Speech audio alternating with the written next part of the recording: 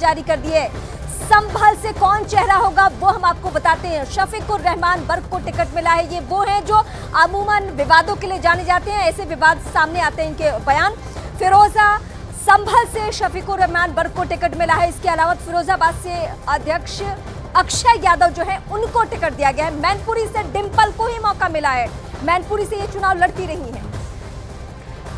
और इस वक्त ये बड़ी खबर एक बार फिर से आप तक पहुंचा दें। लोकसभा चुनावों को लेकर सभी पार्टियां अपनी कमर कस चुकी है और ऐसे में उत्तर प्रदेश में समाजवादी पार्टी की तरफ से 16 प्रत्याशियों 16 उम्मीदवारों का नाम भी सामने आ गया है जो चुनावी मैदान में उतरेंगे और जनप्रतिनिधि के तौर पर जनता से जीत हासिल करने की कोशिश करेंगे। तो समाजवादी पार्टी की तरफ से लोकसभा चुनाव का बिगुल बज चुका है। 16 प्रत्याशियों की पहली लिस्ट उनकी ओर से जारी कर दी गई है। ये कौन कौन से नाम है? संभल से शफीकुर रहमान बर्क को टिकट मिला है।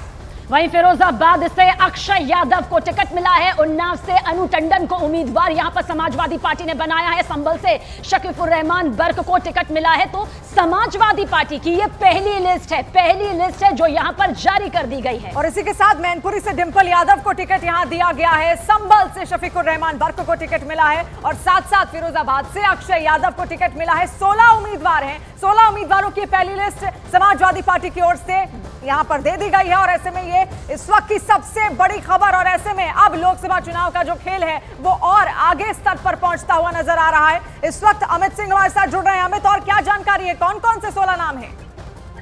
जी हाँ, बिल्कुल। देखिए, संभल से जो मौजूदा सांसद है शफीकुर रहमान बर्क, उन्हें समाजवादी पार्टी ने टिकट दिया है। तो वहीं मैनपुरी से डिंपल यादव जो कि मौजूदा सांसद है उन्हें भी मैनपुरी से टिकट दिया गया है। फिरोजाबाद से अक्षय यादव हैं, तो एटा से देवेश यादव है, बदायूं से धर्मेंद्र यादव है, खीरी से उत्कर्ष वर्मा है, उन्नाव से बात करें तो अनु टंडन को दिया गया है, लखनऊ से रविदास मल्होत्रा को दिया गया है। इस तरीके से 16 उम्मीदवारों की लिस्ट जो है समाजवादी पार्टी ने जारी की है। जी, तो 16 उम्मीदवारों की लिस्ट यहां पर सामने आ गई है। लोकसभा सीटों का जिक्र करें तो 80 लोकसभा सीटें यहां पर उत्तर प्रदेश से सीधे आती है और कहा जाता है कि इसमें जो भी जीत यहां पर हासिल करता है वही सत्ता पर काफी हद तक काबिज होता हुआ नजर भी आता है। और कांग्रेस के साथ जो गठबंधन था, जो इंडी गठबंधन की बात लगातार समाजवादी पार्टी की ओर से की जा रही थी, हमें तो उसको लेकर क्या है? ये 16 सीटें अलग हैं क्या और उसमें इंडी गठबंधन भी शामिल होगा? क्या इन 16 सीटों में कोई ऐसी सीट थी? देखिए जिन 16 सीटों की हम बात कर रहे हैं जिसमें कांग्रेस पार्टी जो है इस पर कांग्रेस पार्टी का दावेदारी जो हमारे सूत्र बता रहे हैं तो उनका कहीं से इस पर दावेदारी नहीं था। इन 16 हालांकि कांग्रेस से लगातार अभी भी बातचीत जारी है।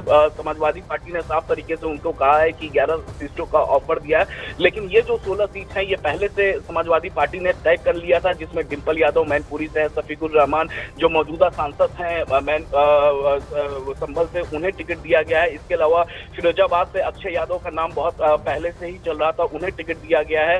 एटा से दिनेश शाक्य को टिकट दिया गया है। इसके अलावा अगर हम बात करें खीरी से तो उत्कर्ष वर्मा है और उन्नाव से अनु टंडन की चर्चा बहुत दिनों पहले से चल रही थी कि अनु टंडन वहां से लड़ना चाह रहा था। तो ये जो 16 सीटें हैं, लखनऊ से रविदास मल्होत्रा, फर्रुखाबाद से नवल किशोर शाक्य, ये अकबरपुर से हम बात करें तो रामराज पाल, ये लगातार ये अपनी दावेदारी लगातार पेश कर रहे थे। और जाहिर तौर पे इन 16 सीटों के जो हमारे सूत्र बता रहे थे कि यहाँ कांग्रेस दावेदारी नहीं कर रही थी, ये पहले से तय थे कि ये मजबूती से इन जगहों पर चुनाव लड़ेंगे। जी, तो देखिए जो नाम यहां पर 16 सीटों के सामने आए हैं उम्मीदवारों के साथ में महामंथन के बाद में समाजवादी पार्टी ने ये लिस्ट यहां पर जारी की है, क्योंकि समाजवादी पार्टी भी बखूबी जानती है कि एक एक सीट की आखिर क्या कुछ सियासी कीमत है और किस तरह से चुनौतियां भी यहां पर नजर आती है। लेकिन क्या कुछ इन 16 सीटों का अमित गणित भी कहता है, क्योंकि दिग्गजों के नाम भी सामने हैं। क्या इनमें कोई ऐसा नाम भी सामने है जो एक नए चेहरे के तौर पर सामने आता है, या फिर सारे अनुभवी यहां पर है?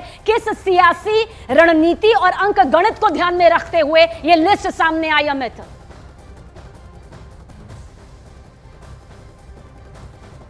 अगर मेरी आवाज आप तक पहुंच पा रही है तो जानना चाहेंगे कि किस सियासी अंक गणित को ध्यान में रखते हुए 16 सीटों का यह पूरा गणित सामने आया है। जी, अगर हम बात करें तो जिन 16 सीटों पर लगातार ये जो 16 सीट हैं जिस पर समाजवादी पार्टी ने अपना उम्मीदवार घोषित किया है, इसके अलावा 11 अन्य सीटें हैं जो समाजवादी पार्टी ने ऑफर किया है कांग्रेस पार्टी को। लेकिन कांग्रेस पार्टी 20 सीटों, जो हमारे सोर्सेज बता रहे हैं कि 20 सीटें कांग्रेस पार्टी मांग कर रही है, लेकिन समाजवादी पार्टी 20 सीटों पर वो गठबंधन इंडिया कांग्रेस को देना नहीं चाहती है। बहरहाल इन 16 सीटों पर नाम का ऐलान हो गया, तो जाहिर तौर पे इन 16 सीटों को छोड़कर अगर हम बात करें तो अन्य जो बचे हुए सीट है 80 सीट लोकसभा सीटों में से, जो कि काफी इंपॉर्टेंट हैं, उन सीटों पर अभी फिर